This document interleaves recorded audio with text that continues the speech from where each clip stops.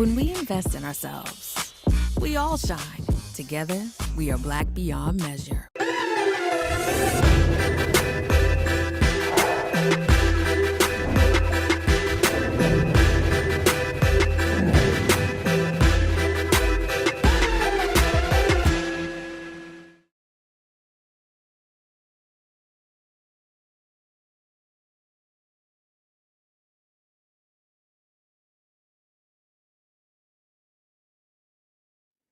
All right, Governor, we finally get to sit down again. Last time it was was on my show, but really when we face to face was on TV One. That's correct. We came to the set and got a chance to chat. So had to come to your stomping ground. So first of all, where are we? Are we on the campus of?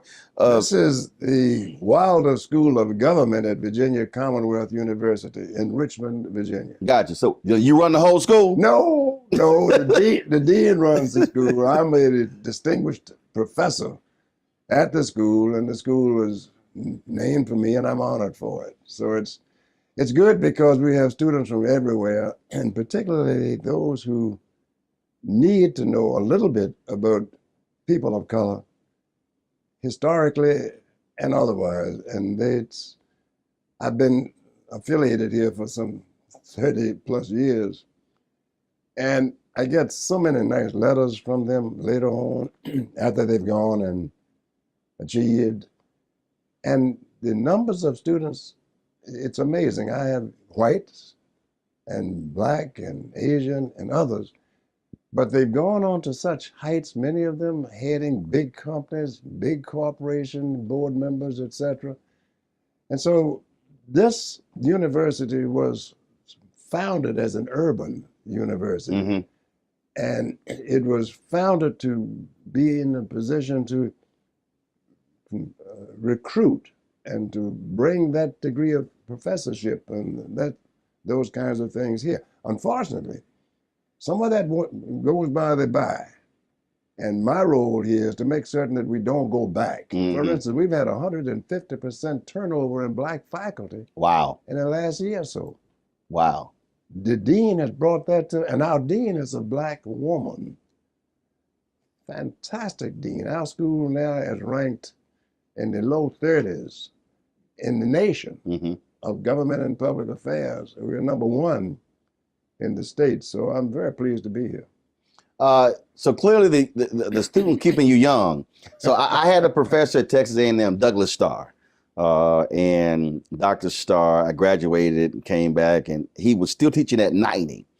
And he said, Roland, he said, if you get older, you gotta be around young people. They will keep you young. And you turn 91 in January. That's correct. And they will keep you young, and they demand to know. And it's so good, Roland. I get letters from people, and as I say, from all over, many of them.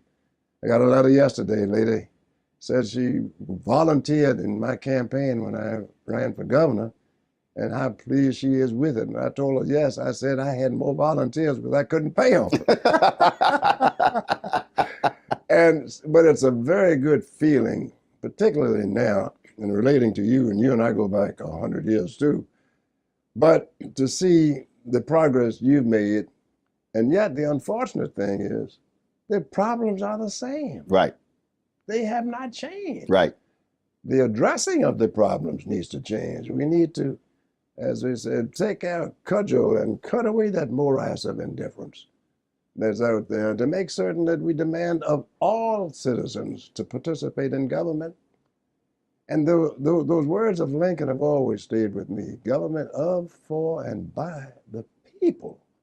And unfortunately, our government, at state as well as at local levels, has gotten away from the people. Right. And you and I need to make certain that doesn't continue. See, I think part of that is, and I was having this conversation with someone the other day.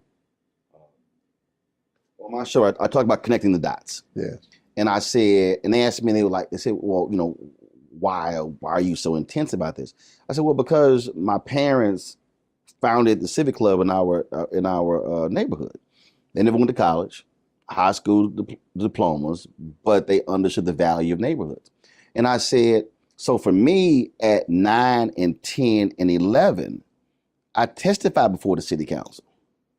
My mom was one of the 3 co-chairs of the countywide metropolitan organization, multi-faith group. So I remember being on the bus traveling to the state capitol for rallies. So I saw government from the perspective of the people, Right. letting their voices be heard. And so what I'm constantly explaining to you're an Omega, I'm an Alpha, saying, I said, if the school board, the city council, county board, state legislature, if a group of black men in purple and gold are walking up, and a group in black and gold walking up, I said, and they don't know who's coming, I said, that's actually our fault. Correct. And I think that's where we are. We're not, all of this mass of organizations, we're not taking that and marshalling it and going to those places and saying, y'all gonna do this, or we gonna show up in mass and vote you out. Well, and to demand what is right and to criticize what is wrong and not be concerned with the consequences. Right. And luckily, I was raised in a home like that. I tell people now, I never had to go out of my home to find my heroes. Mm. They were there. My mother believed in the highest level of education. My father was the youngest in his family. And now we're celebrating Juneteenth. And when he would tell me, my father telling me about how his father was sold and his mother was separated and with 3 children, and my grandfather had to walk 35 miles each weekend to connect with his family. To come back and you get whipped for running away. It's so bad that the overseer said, look, I know you're not. I know you've not run away. I'm going to whip this saddle, and you just have to cry and act like I'm whipping you. Because Wow. Now, this is what Juneteenth means to me. Right. It's Right. real. And I don't need to march and celebrate. I need to concentrate and to consecrate the spirit of our people who were there with nothing. Right. And yet, my father and his brother went on to graduate from medical school, whose parents were slaves. And so don't tell me that you came up from slavery. You can up from any of the degradations that have been visited upon us by mankind, because we are equal to the extent of birth. We were all born equal. We were born free. We were born free of mind and free of spirit. But we can't allow that now to be pimped.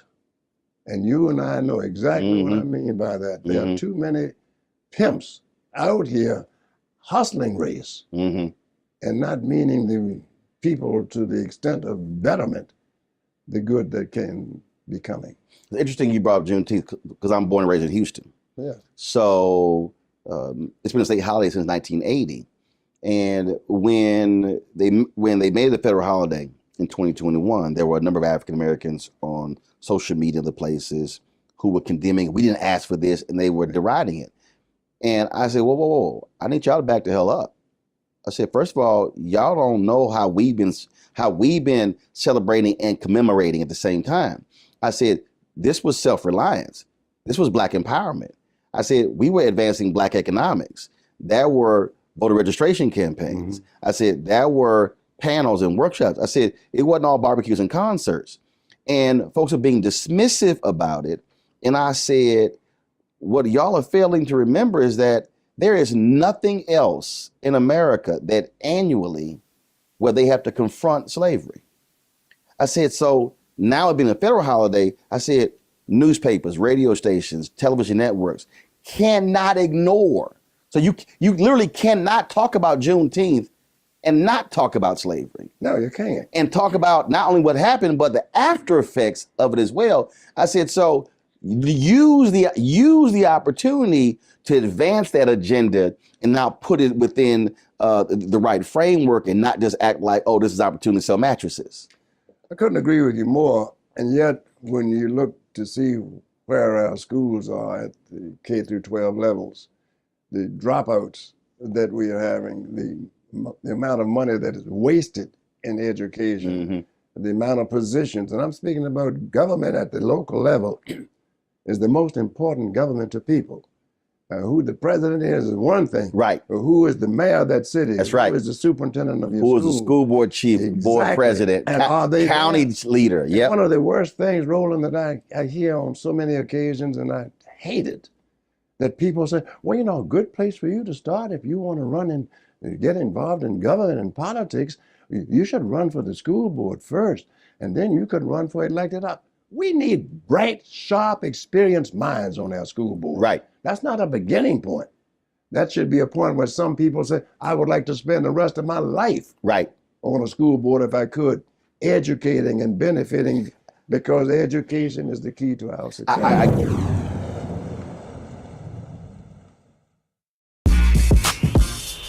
When we invest in ourselves, our glow, our vision, our vibe, we all shine. Together, we are Black beyond measure. When you talk about blackness and what happens in Black culture, we're about covering these things that matter to us, speaking to our issues and concerns. This is a genuine people-powered movement. There's a lot of stuff that we're not getting. You get it, and you spread the word. We wish to plead our own cause. Too long have others spoken for us. We cannot tell our own story if we can't pay for it. This is about covering us. Invest in Black-owned media. Your dollars matter. We don't have to keep asking them to cover our stuff. So please support us in what we do, folks. We want to hit 2,000 people, $50 this month, raise $100,000. We're behind 100,000, so we want to hit that. Y'all money makes this possible. Checks and money orders go to P.O. Box 57196, Washington, D.C. 20037-0196. The Cash App is $RM Unfiltered. PayPal is R Martin Unfiltered. Venmo is RM Unfiltered. Zelle is Roland at RolandSMartin.com. Pull up a chair, take your seat. The Black Tape with me, Dr. Greg Carr, here on the Black Star Network. Every week, we'll take a deeper dive into the world we're living in. Join the conversation only on the Black Star Network.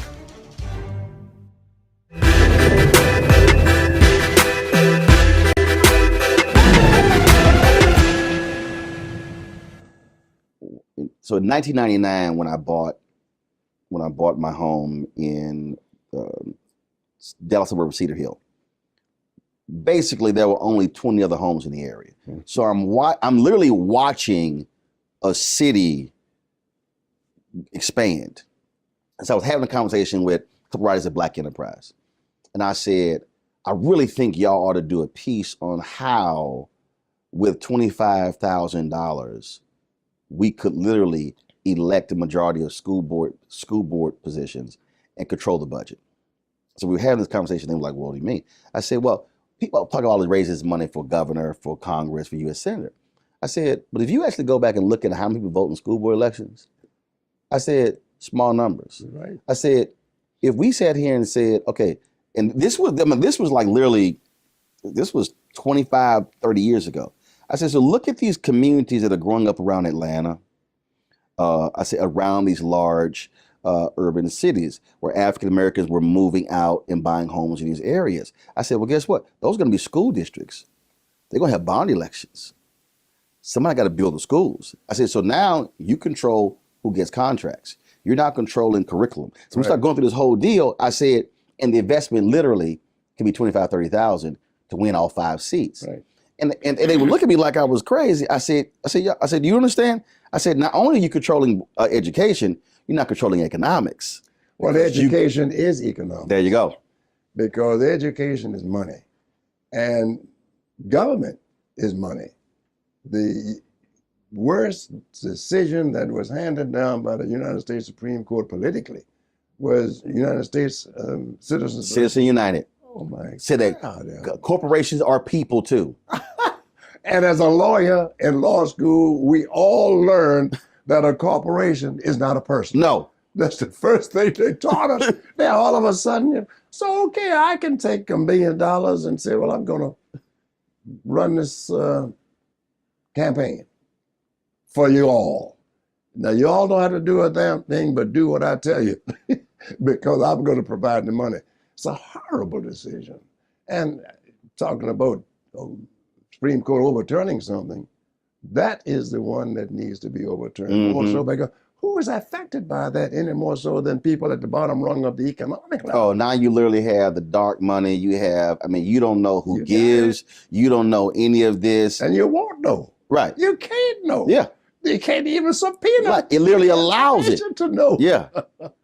So you don't. So all of a sudden, you see these these groups that's prop up that are supporting various things, and you have no idea of the millions that are behind that. Well, one person could be funding it. Exactly, and that happens. And unfortunately, I've always said this: rather than to continue to fight for a fair piece of the pie and the equal slice of the pie, I want my hand on the knife that cuts the pie. Right. And to that extent, who bakes the pie and who puts it in? And that's one of the things that got me involved in going into politics in the first instance. I'm tired of people making decisions for me and mine. I want to be a part of that decision-making process. And luckily, it has paid off in terms of seeing the progress that many people in America have made, particularly people of color. One thing bothers me now that we seem to be losing that. Right. By saying that we've got to be more concerned with other people than those people who were here. We built America. Sweat and strain and everything else on the backs of slaves. Slave labor. And not just in the southern states. People don't understand how the North benefited and profited from slavery. Oh, the insurance companies. I mean, we can go the bank with banks. We can get on a whole line. Shipping lines. Right. We got it all. We need to teach the courses. The thing is interesting when you were just saying that in terms of what the focus should be, because I spent a lot of time. One, I love history. I spent a lot of time studying those black mayors from the late 60s and then going through the early 80s. Yeah. And studying, and I've said this numerous times, as the person who I consider to be one of the greatest political leaders, period, on any level, Maynard Jackson. Maynard's a good man, good friend, and he was dedicated. He understood what the real deal was. Dick Hatcher, and Carl Stokes did a tremendous job. And then you go Coleman Young in Detroit. Then you go and people deride Marion Barry. I said, folks, one of the smartest urban mayors that we've had in our country. A chemistry major at Fisk. Chemistry major, and I was a chemistry major, and my degree was in chemistry. His was in chemistry, and we used to talk about that quite frequently about saying we're two frustrated kids. We can't get our act together. Right. So we took it out on the people. But the thing that was always, again, was amazing is that what they understood, because the last 5 years of King's life, he kept talking, he was really like economics. They understood how politics can transform Black economics. It wasn't just politics and housing. No. They understood you can't, if you don't grow Black businesses, then you're not going to be able to grow Black communities. No. Because Black business is what? Money. And it gets back to what we were speaking about earlier. The economics of politics is money. And who controls that? Who determines that? And to the extent that even today, 2022, the issue is money. Every day that you're looking at on the news, what are they talking about? Money. Money. And they will never stop talking That's about only it. one department shares along with the White House. That's right. Treasury. Exactly. You better believe it. Money. And so it's very important for us to have input and to be aware, and it's likewise to demand what's right and to criticize what's wrong. And that's why it's so important for us to understand that putting all of our eggs in any single basket at any one given time is not beneficial to us. We've got to have the sophistication and the understanding that if you want my vote, right, you don't tell me what you have done. Right. What are you going to do, and when are you going to do it, and how long must I wait? That was a great scene in the movie, in the TV show The West Wing, where there was a Latino leader, and he was captured sitting courtside with a possible candidate against the Martin Sheen character, and they called him up and they were like, what the hell is this? We did this, and he said that was the last election. Right. Exactly. What you gonna do now? What are you gonna do? And see, and I think that the issue, like where a lot of people, where I went at a lot of different people, they thought that I was, man, you tearing down Obama. I said, no. I said, I'm not tearing down Obama. I said, he was the first black president, but he was also the 44th. I said, many of us treated him and got locked in the first. We ignored the 44th. So therefore, we did not make demands on the 44th like we did the previous 43. I said, I don't care if you're a black governor, black mayor, black school superintendent. I don't care who you are. Bottom line is here. There's a return on investment putting you in, not just happy you're there. And unfortunately, too much of that is going on today in terms of increased numbers. And that's something that Martin King said that I liked a great deal. Increased numbers in and of themselves don't mean too much, because in a column, each column ultimately with increased numbers will end up with 0. And so what is the carryover that we're interested in? He was a philosopher, but he was a smart man. See, that is. So when you think about that, we talk about not putting eggs in one basket. The thing for me is, because I hear this a lot. Well, you got to give me this before I vote. And I keep reminding, well, first of all, somebody can't give you something if they're not in office. Right. I said, now, you can extract a demand.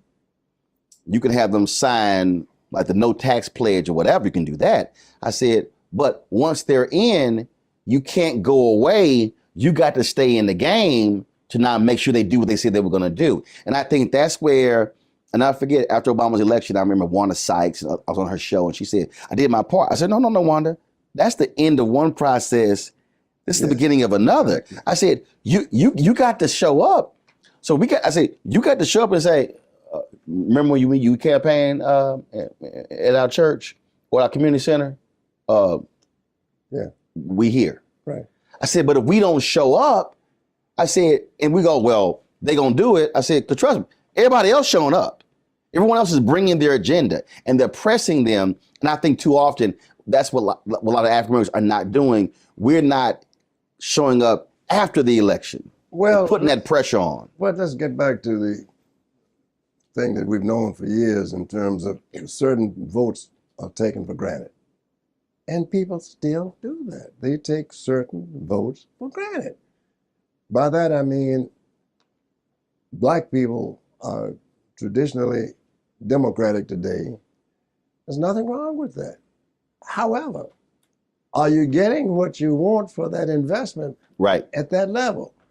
And so for people to say, I'm voting Republican, they shouldn't feel like they're misfits.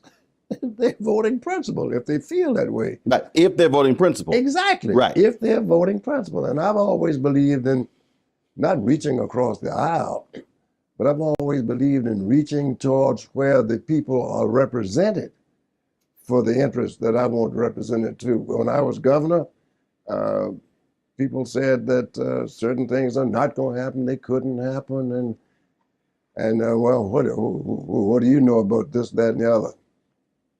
When I inherited the office of governorship, I thought we were in pretty good shape because we'd been told that. Right. Came to find out we were $2.2 billion in the hole. I was dead broke. Didn't have a dime. Everybody made to sit there and Tanner Skip when he was like, say dog, tell him I ain't got it. he said, I ain't got it. But tell you what, I knew what to do. I didn't raise taxes a dime for 4 years when I was governor. And Virginia was voted the best managed state in the nation 2 years in succession. Not a single general tax increase. Mm-hmm. established what I call the reserve fund, because I said the first monies that we're going to collect, we're going to put in a reserve fund so that Virginia will never go broke. Every governor since my election has gone into that reserve fund. I had no reserve fund to go to. I created it. You're absolutely right.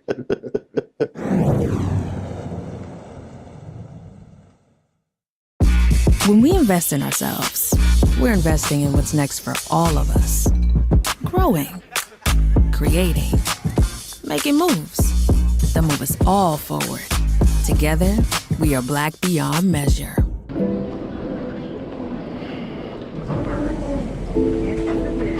Over the window seats. These are the only bins that will accommodate larger rollerboards.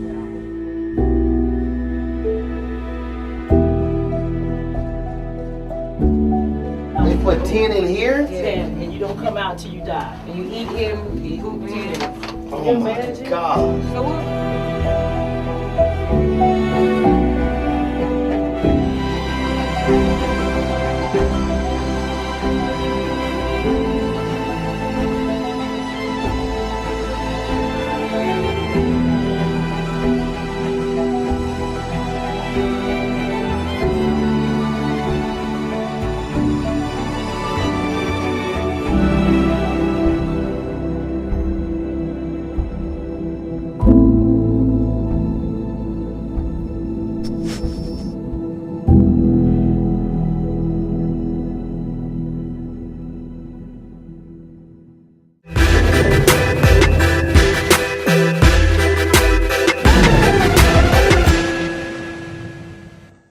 So before you became governor, you were lieutenant governor. Yes.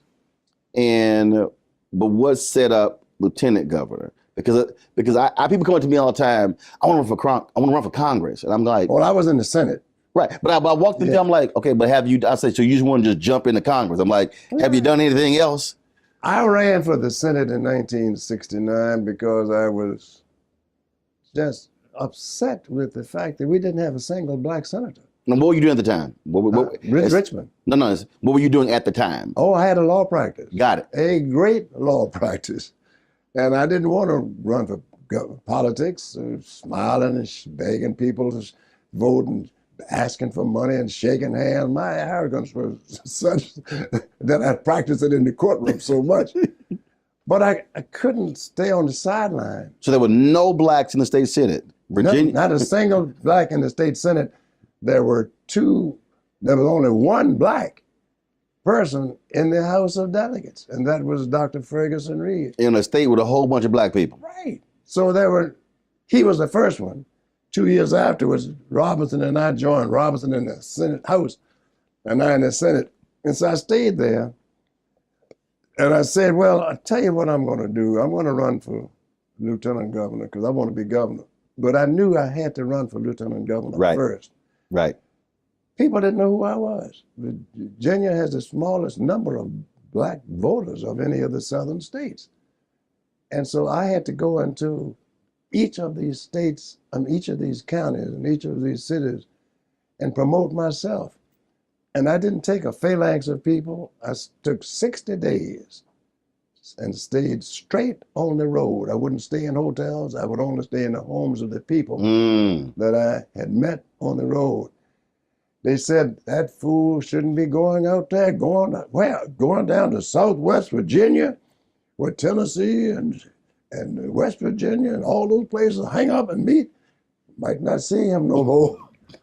I never had the first person in Virginia to refuse to shake my hand, to refuse to hear me, to offer me any offenses at all. But what was it? I mean, we're talking Virginia. Yes. What was it? It was me believing in them, and they believed in me. Now, you obviously came up against people who were like, I'm not trying to see no black man in power.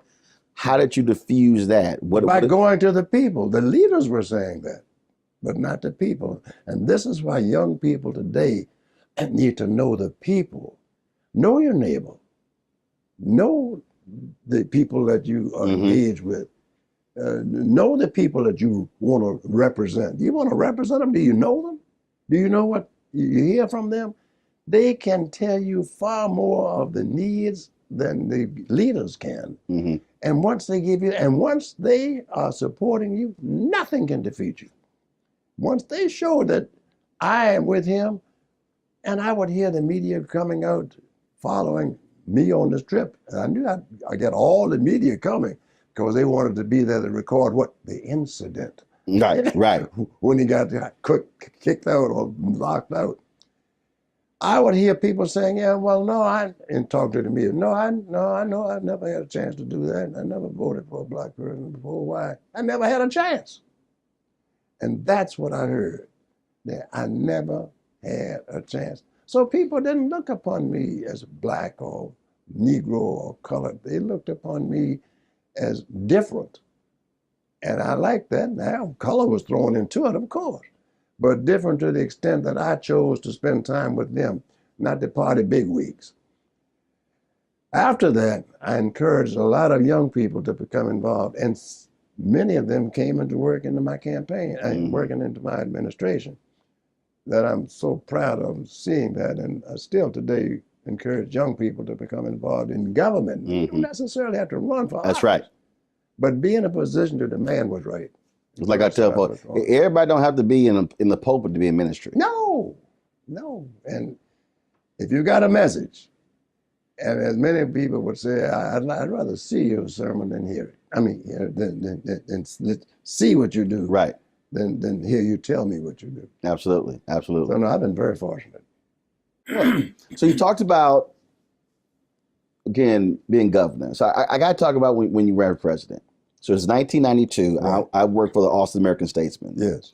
And so I write a column about that. But what I remember is that our dear friend Reverend Jackson was not on board. He was critical. He was critical of you. He felt you were too conservative. Yeah. That wasn't the moment. And I wrote a column blasting him for that, because what I said was, I said, well, first of all, he got elected in Virginia.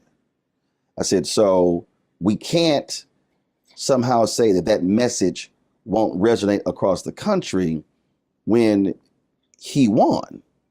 And I really thought that move by Reverend Jackson hurt your campaign. It didn't help it. And the thing, though, was that what hurt my campaign more than anything else is that the people of Virginia didn't want me to run for president. See, the Virginia governor is a one term, 4 years. And the people in Virginia said, we want you to spend your time here. Now, you were elected governor in what year? 1989, but it was actually 1990. So you're only governor 2 years. Yeah. You're 2 years into your gubernatorial. Right. You got 2 years left. Right. Now, in your mind, you're thinking, look, 2 years, I'm gone. Right. But in their mind, the loudest applause I ever got for any speech I made to the General Assembly in Virginia was when I said to them, I will no longer be seeking the office of the presidency of the United States.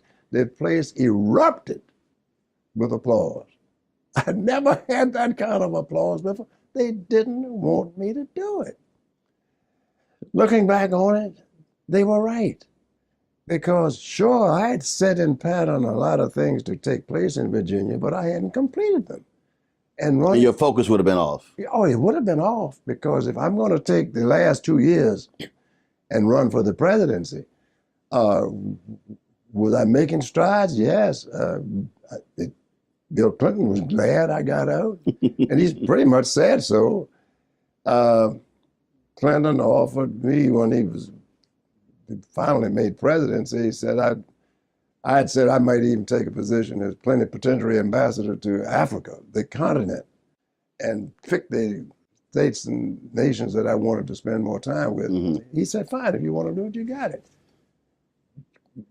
They have benefited from my not having, the state has benefited from my not being running for governor, for president. I look back on it, but I learned a lot when I was running for the presidency. At that time, you had limits as to how much you can contribute. Yeah, you had to accept. I mean, everyone's publicly financed campaigns. Oh yeah, And so Jesse and I are friends, and we understand each other. And as I said to Jesse on occasions, that he has done so much to bring about an awareness of what voter registration means and what people getting elected means. And I would say Jesse runs for the offices. I run to get elected. he didn't think it like that, but we're good friends. And we've got but the reason I brought that up, because the reality is, and I spend a lot of time walking people through this, you have to look at, if you're black, where you are running. Oh, yeah. What your district looks like, your state looks like. So a Congressman Sanford Bishop is in a far more conservative district than a Congresswoman Maxine Waters. Yeah. So then the idea that they're going to, because both are two black members of Congress, no, you literally have to say, if I want to win, I have to run a certain way, reach the electorate in a certain way in order to get to that point, as opposed to this notion that I can run one way across the board. This is what I keep trying to explain to people about Congresswoman Alexandria Ocasio-Cortez and others. I say, hey, her running in her district is totally different than someone else. And so there is no single strategy. And I think the problem with the Democratic Party problem is that the tent is so large. You literally have conservative Dems, moderate Dems, progressive Dems, liberal Dems. It's a what? Republicans, you right, hard right.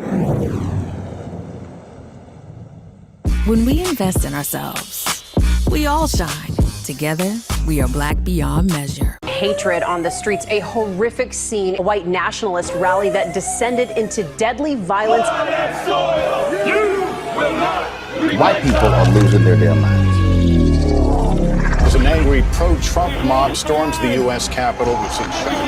We're about to see the rise of what I call white minority resistance. We have seen white folks in this country who simply cannot tolerate black folks voting. I think what we're seeing is the inevitable result of violent denial. This is part of American history. Every time that people of color have made progress, whether real or symbolic, there has been what Carol Anderson at Emory University calls white rage as a backlash. This is the rise of the Proud Boys and the Boogaloo Boys. America, there's going to be more of this. Here's all the Proud Boys, guys. This country is getting increasingly racist in its behaviors and its attitudes because of the fear of white people. The fear that they're taking our jobs, they're taking our resources, they're taking our women. This is white fear.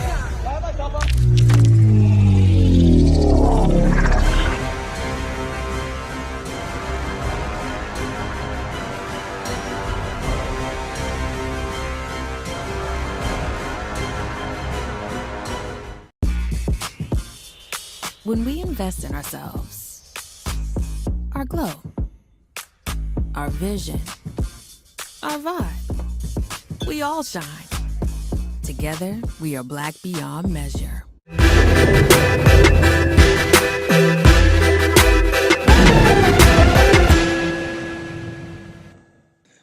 The thing that I would like to see, and it can happen, it hasn't happened, is that you coalesce around the issues. For instance, let's assume we're all Democrats. Or what is your position on education? Yeah. What do you like to see relative to education? Or what are the problems you have with education? Let's get to those issues. Not a study. Right. We got studies every time you turn around. The question is, can you isolate the issues? Particularly, look at not K through 12, look at the HBCUs. 1971, Judge Pratt, U.S. District Court in the District of Columbia, decided that the 5 states that were brought before them for adjudication hadn't conformed to the Civil Rights Act. 1971. Mm-hmm. Virginia was one of them. North Carolina, I think Louisiana, and Tennessee, and I've forgotten the other. So maybe South Carolina. As of today, the Rand decision has never been implemented. As of 2022, that case is out there. And I brought this to the attention of people in Virginia. Bobby Scott, my good friend, the congressman, who is the chairman of the Committee on Education and Labor, he and I have discussed it and saying, why haven't the people in Virginia made certain that that decision has been upheld and money has been appropriated? Well, you know, the pretext they use is, they have used for years. Well, you've got to give the money, the state money, to the state schools, and that the black schools, they are, you know, they're private. Virginia Union is private. Private? How's it private? Because they weren't supported by the state. But for Virginia Union, I never would have had an education at higher education level. So the thing that I'm trying to bring to your attention is, and the people in your audience, there are laws on the books that have still not been followed and fulfilled. The Rand decision in 1971 is one of them, and that's why historical black colleges and universities have been shunted. And when people say, we can't give money because the Constitution of Virginia will not allow that to go to the private schools, that's not true. So much so that the Attorney General of Virginia this year issued an opinion saying it is not true. Now, where are the people who are supposedly And see, so I had Alvin Chambliss on the show. He was the one who led the Mississippi case. Won millions upon millions. The Maryland case just finally got settled. That proved the $477 million. And I remember when I went down, they had some issues in North Carolina with HBCUs, and I went down for a rally, and I met with the black state legislators, and I looked at them and I said, why are y'all not looking at, first of all, why are y'all not talking to Chambliss and then talking to the lawyers who sued Maryland, and then say, wait a minute, why can't that happen in North Carolina? Now, the state schools in Maryland could not sue the state, but the folk externally did. And the school was like, y'all keep doing what y'all do. Now, it took 13 years. So I said to the state legislature, I said, what are y'all doing? They'd never heard of Alvin Chambliss. In the meeting, I was like, this is his number. But getting back, go ahead. But the point I was trying to explain to them is, you're sitting here talking about what we need. I said, utilize the existing case law. I said, and go after them. But you can't be afraid. You can't be, and you got to call a spade a spade. In Maryland, as you recall, the governor said he wasn't going to sign it. Right. After the Black Caucus drew a red line. He said 100 million is the highest I'll go. He drew a red line, and they countered by saying, I tell you what, then nothing will pass. Right. We will boycott everything else. And that meant filibuster. Yes. That meant using every available tool to accomplish that. And those are the things that you need to do. So you're going to get a kick out of this. So I got an award from the Minority Supply Development Council. Oh, good. So the Maryland Lieutenant Governor got one that night too. And I was before him. And I went up there and I said, now with all this firepower in the room, every single one of y'all should be giving Governor Larry Hogan's administration hell to sign that. I said, to sign that damn agreement to give the money. Right. So I went on, so we go backstage. And so I'm in the green room, we're taking pictures and stuff. And then he gets his award and he comes back and he goes, yeah, I heard your boss. You don't know what you're talking about. I said, who you talking to? I said, don't know who talking about. So we started going back and forth. He was like, I'll sit down with you. I said, pick a day when you want to come on the show. Okay. Pick a day. Man. He never came on. No, oh, hell no, he didn't come on. Because he couldn't. And hell no, he didn't come on. Hogan saw the handwriting and he ultimately said, oh no, I'll sign it. But I was talking to the Black Caucus too. And I actually spoke to them 3 different times. Well, as they a group. supported it. And no, they did. But I was literally telling them, I said, shut it down. Because they kept talking about we're the largest Black caucus out of any in the country. I said, y'all control the state. Well, tell your Democrats ain't nothing moving. You need to speak to the Black Caucus of Virginia.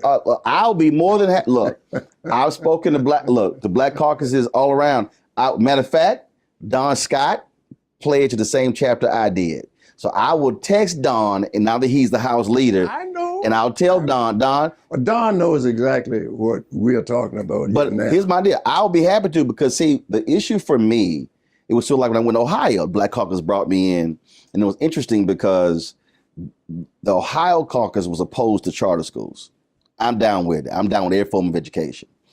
Kasich was there, and he supports charter schools. Yeah. So when I hit that, he stood up. He was applauding, and the Black Caucus, I looked at him, and I said, Governor Kasich, glad to see you stand up. Well, let me be real clear about voter suppression. You got it. Wait a minute. That applause stopped. He sat right back down. Then they stood up. I said, this is a perfect example. I said, I'm against voter suppression from for charters. I said, I'm for Black people. I said, but y'all can't sit here and play this game and screw the people in the middle. Well, what you and I are talking about now, though we're saying this place or that place or this state or the other state, it's all in one cup. The question is equality of education. The equality of funding education has never taken place in America. And so to the extent that it's Virginia today or North Carolina or South Carolina, doesn't matter. Maryland, it doesn't matter. And to the extent that it's addressed by those people who say they represent us. How can you represent us when you're not fighting for those things, whether it causes you to lose an election or not? It's a matter of principle. You'll still be the person that believes in the people, and I have always known this to be true, and I hear it every day, that people are always ahead of the legislators. Right. They are always ahead of the government leaders because they know. And one of the greatest rewards I get is to hear from them on a regular basis. And you hear the same thing. We know what you do, we know what you've done, and we want you never to stop doing it. I'm 91 years old. Right.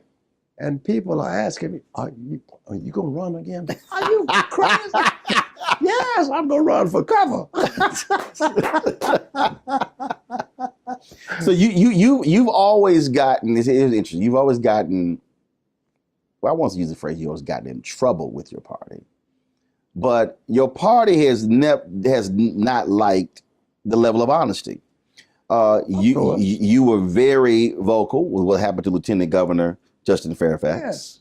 You were very vocal about Terry McAuliffe totally ignoring all the Black leaders. All the Black leadership. We saw what happened there. When you look at what's happening, I remember I was traveling I was at the LA airport. And you called, it was like 6 o'clock in the morning, LA time, and you called me. I was like, man, what time are you up in Virginia? I said, I'm catching a 6 a.m. flight in LA. You did. And we were talking about, in terms of where this party is. If you were sitting, if Biden called you to the White House, or he came through here, and if he said, Governor, what should I be doing? What do I need to know? What would you tell him?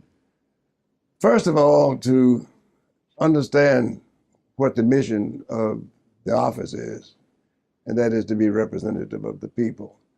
And to the extent, you don't need studies, you don't need consultants, you need to know what the issues are that are affecting the American people. Education will always be at the top of any of the issues that you confront because that's ahead of everything else. Crime impacts education, particularly of young people. Housing affects education as it relates to poor people. Health affects education. So to the extent that those things are brought together to make education still the principal thing that makes our nation great or greater, concentrate on that. And to the extent that your advisors and the people who are there don't understand that, then that's your job. And you got to communicate that. I haven't heard it. See, right? See that key word, communicate. We hear whether you're the president, your governor, whatever, that you have the bully pulpit. Right. The reality is, if you are the mayor of a city, right, you can command local media, frankly, at any time. Yes. If you're the governor, you can command the media in the state. If you're the president, yes. What boggles my mind is he gives a primetime address about guns, and I haven't heard Jack since. Right. Nothing. And my thinking is going, all right, where's the rally in the state somewhere on the issue? Where is it? How are you constantly keeping it top of mind? Are you aware of the numbers of dropouts? Are you aware of the numbers of people that have been affected because of COVID relative to education? I'm not talking about who's wearing a mask and who's not wearing a mask. What is the quality of education? Who is going to these dropouts? Or are you aware of the effect of crime as it relates to education? Are you familiar with community policing? When the police are in the community on a regular basis and the people don't look upon them as enemies, but look upon them as partners in terms of bringing about a better community. Education will always be the bottom line. And it's not going to change. You can't get a job. Should the party be, I think about, the word just popped in my head. It's just be more radical. Now, when I say be more radical, be more radical. What I'm really talking about is your opposition is playing by no rules. It's not like we're not talking about American politics in the 70s and 80s and to some degree early 90s where, we might have some philosophical differences, but then we might still, wives might get together and children get together and we can still reason. No, that's gone. When he says, the Republican Party, your grandfather's Republican Party, that's not today. I'm like, bro, that's gone. It is not coming back. And so I think part of this thing also is that for me, I see a Democratic Party that is literally operating and playing by a set of political rules that no longer exist. And you're up against another party that does not care about anything but power. So your question is, should it be more radical? In terms of understanding that what you're facing is a threat that that you really haven't seen before, and they will do whatever to maintain power. And you have to counter that somehow. I would counter it with the reality of saying, if it's not working, you get rid of it. If what Democrats are doing is not working, you don't do it. You do what's necessary. Radical. Let's try it this way. If you got a gun and I got a gun, and you're doing what you're doing and I'm trying to stop you, what Democrats are doing is pointing the gun at the Democrats, at the Republicans, and say, if you don't do this, then we're going to shoot you. Right. You don't tell somebody you're going to shoot them. You shoot them. Right. And right. And that's not radical. And in fact, they're not even pointing the gun. Exactly. They're sitting there going, and don't make me pull my gun out. And they pointing the gun at you. And like, now, in fact, I don't even have it on me. It's in the car. Right. You don't talk that. As you know, I was in Korea. Frontline, spent 9 months on the front line, 13 months over there. I'm fighting people that had done nothing to me, sent there to fight for the freedoms of Koreans when I wasn't free. Right. So when I came back, my mind was radicalized. There you go. I was at a point now, don't tell me about I got to wait. I'm not going to wait for a damn thing. And there was a lot of black soldiers in World War II, yes. World War I, II, Korea, exactly. Vietnam. They said, wait a minute, I'm fighting for free, but I ain't free here. I understand this. Right. I can't get a job. I got to go I can't go to the University of Richmond. I got to go to Howard. The GI Bill is helping the white troops, but not me. Not me. And so the question is, are we as representatives of the people using the powers that we have to demand what's right and to criticize what's wrong. Why isn't the money going where it should be going? Right. Why do we have to have consultants for this, specialists for that, and a department of this? Why can't we put it right to the ground? Are you producing? No, you're out. Right. Gone. Why is it that we've got to have study after study after study? You got to go to court after time. The money is being wasted. And you know whose money it is? It's our money. Right.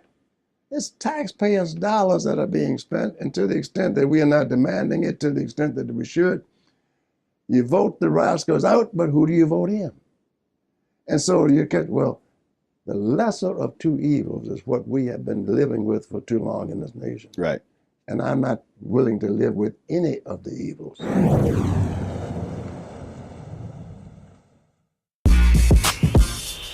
When we invest in ourselves, our glow, our vision, our vibe, we all shine. Together, we are black beyond measure. When you talk about blackness and what happens in black culture, we're about covering these things that matter to us, speaking to our issues and concerns. This is a genuine people-powered movement. There's a lot of stuff that we're not getting. You get it, and you spread the word. We wish to plead our own cause. Too long have others spoken for us. We cannot tell our own story if we can't pay for it. This is about covering us. Invest in black-owned media. Your dollars matter. We don't have to keep asking them to cover our stuff. So please support us in what we do, folks. We want to hit 2,000 people, $50 this month, raise $100,000. We're behind 100,000, so we want to hit that. Y'all money makes this possible. Check some money orders. Go to P.O. Box 57196, Washington, D.C. 20037-0196. The Cash App is $RM Unfiltered. PayPal is R Martin Unfiltered. Venmo is RM Unfiltered. Zelle is Roland at RolandSMartin.com. When we invest in ourselves, we all shine. Together, we are black beyond measure.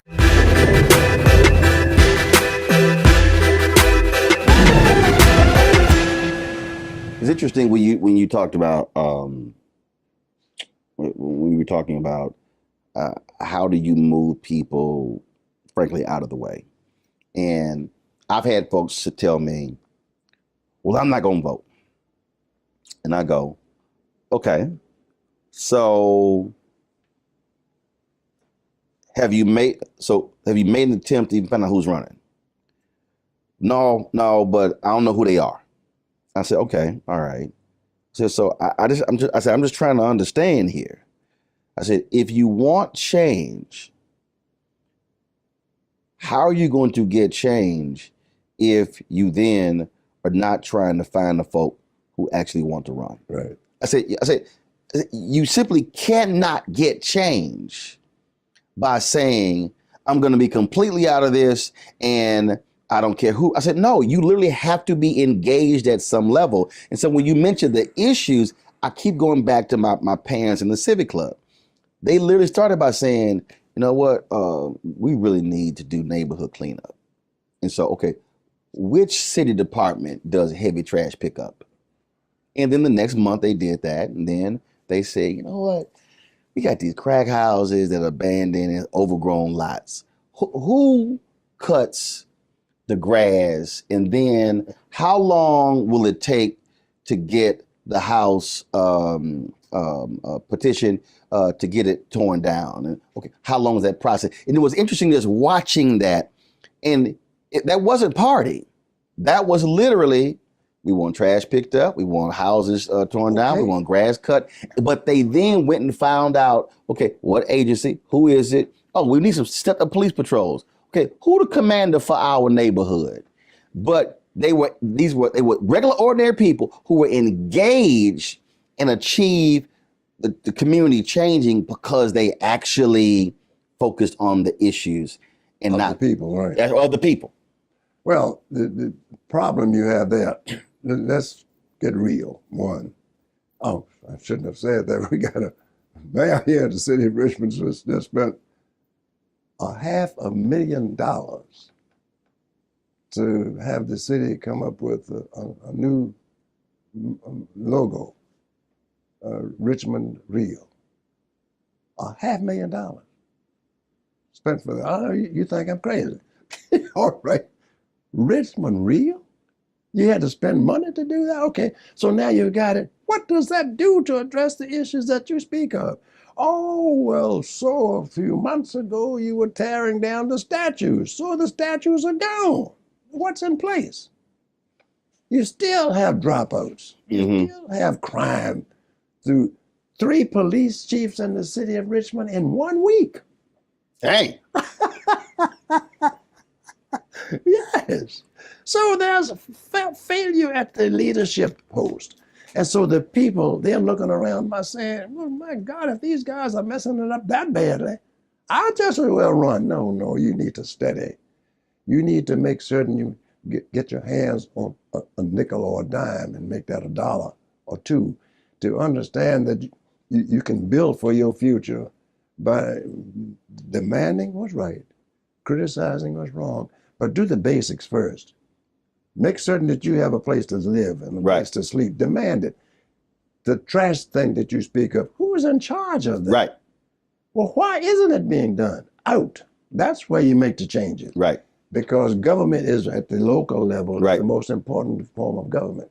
Are you, we hear the conversations taking place now, the January 6th committee, and many are saying we should be afraid of this threat to democracy, that there is a fundamental threat to democracy with what happened on January 6th, what's happening with these laws being changed by Republican legislatures. Do you believe that threat exists? That 2024, how they are running these secretaries of state who don't believe that Biden won, they literally are looking at changing laws to ensure they win. The threat is always there. The question is, has it grown exponentially to the extent that we should be alarmed or concerned? But there again, you get back to local government. Who are you having to represent you at these levels? The federal government can oversee and look over the protections that you're speaking of, but there's no federal militia that's going to be out there. We're speaking about gun control. If you did that, what are you going to get? I put in as governor of Virginia with the 1 gun a month bill. They said I couldn't get it done, and I got it done. And I know it cut down on the proliferation of drugs. And I knew that cutting down on the proliferation of drugs cuts down on the proliferation of guns and crime. There is concern, and there should be concern, there should be great concern as to the status of government, where we are today. But it's not going to be resolved by single issues. It's got to be more collective. More people need to be sitting down, like you and I now. People need to be sitting down with their elected officials, not just on election days. Oh, we got to get excited now because we got turnovers it could happen.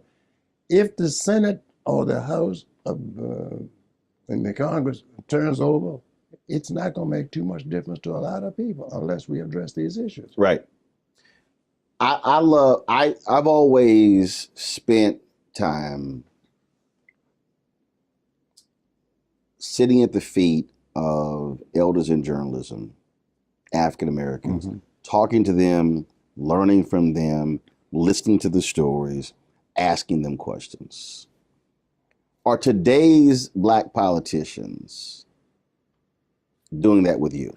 Do they call? Do they visit? Do they come by? Some of them do, yes. But to be blunt, if let's assume that you lived in some other place, you'd have to look to say, well, Doug Wilder may have done this, that, and the other at some point or not. But I understand isn't he 90 or 91 years old? Yeah, well, he's probably just living a nice, quiet life. Someone's leading him around, carrying him someplace. And they're very deferential. But to the extent do the want to know a little bit about what my experiences have been, to a degree, groups do, as you know, and individuals to the extent that they feel they can approach do. But it's not what I would do if I were really interested in moving ahead, because I've always wanted to know a little bit more about what has happened before. You speak about black journalism. As you know, that is what caused so many people to be brought together. The Pittsburgh Courier, the Chicago Defender, the Norfolk Journal and Guide. These are the newspapers. That's all we had. Right. And Ebony finally came on board, and Earl Gray's with this Black Enterprise. They came on. Much of that is gone, to the extent that there is no place where people can go, right, collectively or collatively, to get some of the simple answers. There are groups that I speak to that they're very, very deferential, and they're very grateful for when we take the time. I speak to a lot of the schools here. When I speak to, I don't teach the classes here now. I lecture in the other professors' classes. Right. And they are very, very supportive, very, very, and there are people on a regular basis that do come by and call. See, the reason I asked the question is because, to me, if I'm running for office, or if I'm in office, to me there is value in seeking out someone who's already been there to, how did you get that passed? Yeah. How did you do it? What were the negotiations like? What was the process? And because again, if I'm trying to figure it out, I want to glean from. I still look at coaches. I don't care how old you are. If Vince Lombardi is alive, somebody is sitting here saying, you take a Bill Belichick or Bill Parcells, you take a Eddie Robinson, you take these coaching minds, they are still tapping into that. And that, I'm just curious, that comes more or less from the groups. That comes more or less from the organizations and the people who are involved with those groups and organizations. And this book, here that I have, the people that have read the book and call and ask about it, write about it, there's a great number of them do. So we're in the sprinter coming here. So I asked my two HBCU interns. Right. Do you know who we're going to talk to? And I say your name, and they say no. And I said, "Now, how your ass went to Norfolk State?" I did. I'm like, "How you?" I said, "Now y'all went to." I said, "First elected governor." I said, "First black governor since PBS Pinchback." Who served 45 days. And then I go, "Who's PBS Pinchback?" They look at me like I'm crazy. Now I'm sitting here like, so trust. Then I'm like, okay, well, do y'all know the second black elected governor? Get stairs. I said, look, I'm gonna throw both y'all out this sprinter. I said, and one of you slow down doing it. I said, you gotta know these historical things because you don't know who you're gonna cross. But it's not their fault. You see, because that has not been promulgated. And that has been, the Rodian scholar, like that. You remember that? Guy came by and saw the Rodian scholar and said, "Oh, the thinker," the name of the right. If I could strike that pose, I too could think. And so it's that simple. If I could just get in office, then I can be governor. It isn't that easy. No. And DeVal Patrick, my good friend, and I went up for his inaugural. I was shocked at the few people who came of color. Right. From around the nation. They were not there. Right. My son and I went. As if and it my was, chief of police. As if it was like, oh, okay. Right. None since that time. And so I joke him a lot. I said, well, Virginia's always been ahead of Massachusetts. Well, but he and I are good friends. We get along well. The unfortunate thing is, even if they get to a position to get elected, do you know as I said, the tricks of the trade? Right. And it's going to be hard to learn them in office to benefit you. Right. You learn a lot while you're there, but if you hadn't had some exposure prior to getting there, you're going to be in a world of trouble. When we invest in ourselves, we all shine. Together, we are Black beyond measure. When you talk about blackness and what happens in Black culture, we're about covering these things that matter to us, speaking to our issues and concerns. This is a genuine people-powered movement. There's a lot of stuff that we're not getting. You get it, and you spread the word. We wish to plead our own cause. Too long have others spoken for us. We cannot tell our own story if we can't pay for it. This is about covering us. Invest in Black-owned media. Your dollars matter. We don't have to keep asking them to cover our stuff. So please support us in what we do, folks. We want to hit 2,000 people, $50 this month, raise $100,000. We're behind $100,000, so we want to hit that. Y'all money makes this possible.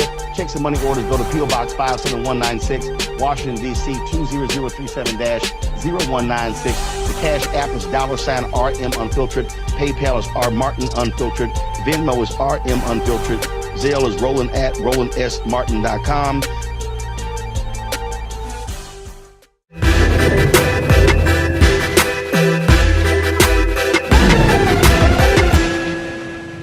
Smartest politician you have ever learned from?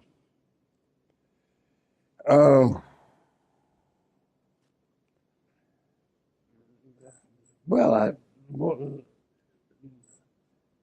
I would say the guy that I spent a lot of time with in my formative years when I was in the state senate was Bill Robinson. He was the head of the political science department at Norfolk State. He was elected in the House. And we would share so much together that we really came to think alike. Mm. And he would say to the press when people would ask him about something, he would say, well, Senator Wilder and I have decided we're going to do this, that, and the other. We might not even have talked, but we were in such sync. There you go. And I would say, well, Dr. Robinson and I are going to do such and such a thing. And so I think Bill Robinson, who was brilliant, he headed the political science department at Norfolk State, died shortly, early in his career, but I would rank him at the top. There are a lot of civil rights luminaries that you've come across over the years.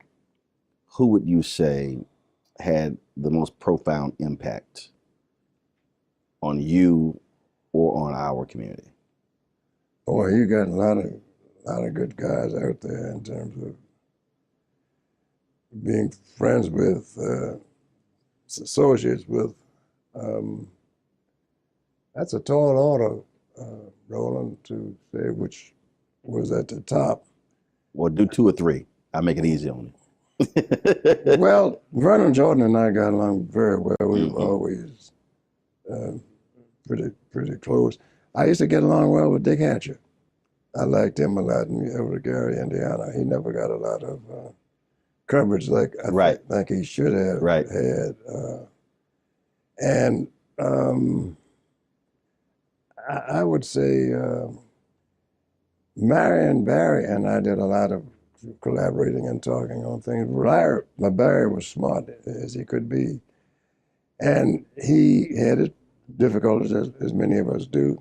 There was a guy, Richard Newhouse, in Chicago. He formed the Black State Legislative Group.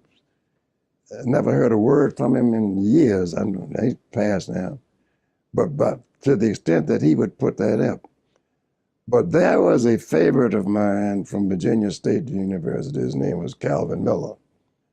And I would put him at the top Very, very top. He was head of the political science department at Virginia State. He then became the dean of humanities. And he invited me over to teach a course in constitutional law when I was in the state Senate. And I'd go over from here to there, Petersburg, 30 miles. But afterwards, I would spend time at his home with his family, and we would have dinner. And he was perhaps the most influential of my contemporaries that I've known. 2 questions left. You earlier said that without Virginia Union, there's no you. No, and I didn't want to go because I didn't have any money. So why'd you go? My mother. You're going to go. My father would tell us all, I cannot send any of you to college. How many kids? There were 10 originally, or 10, but 8 surviving. Yeah, I had 1 brother and 6 sisters. Daddy said, I can't send you. I can't do it. Mama said, I will see you through high school. Right. My mother says, you are going to go to college. The tuition was $150 a year. And if you got a C average, it was $100. And my mother would say, look, take this $10 up there. 5, 10, and I'd stand in line. You know, okay, I just got to see the registrar. Virginia Union did more for me because I'm 16 years old. So, you know, guys coming back from World War II, I'm in the same classes with them. Right. I'm learning from them, learning a lot of things from them. But we ain't gonna get into that. Virginia Union right. would take my $5 and $10 and allowed me the opportunities to get my degree, and then I could go to Howard. So it's everything. And I have my collection over there now, my personal collection. And so when people don't see the value of our HBCUs, it just cuts me like a knife.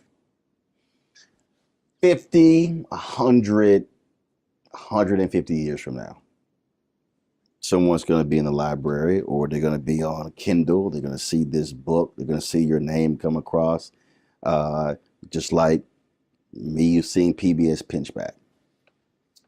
What would you want someone 100 years from now to know about Douglas Wilder? Very simply, he did the best he could with what he had, and never stopped believing that he could arrive to the high possibility of the individual.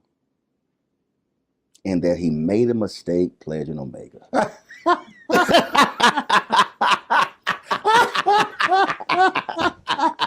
You're good. You're good. And I tell you what, we'll take you all in anytime. Oh, you know, look, you know, we don't mind the other youth group. Governor, I appreciate it. Always with you, Roland. Love you. Take care of yourself. Love you as well. Appreciate it. When we invest in ourselves, we're investing in what's next for all of us. Growing, creating, making moves that move us all forward. Together, we are Black beyond measure. When you talk about blackness and what happens in Black culture, we're about covering these things that matter to us, speaking to our issues and concerns. This is a genuine people-powered movement. There's a lot of stuff that we're not getting. You get it, and you spread the word. We wish to plead our own cause. Too long have others spoken for us. We cannot tell our own story if we can't pay for it. This is about covering us. Invest in Black-owned media. Your dollars matter. We don't have to keep asking them to cover our stuff. So please support us in what we do, folks.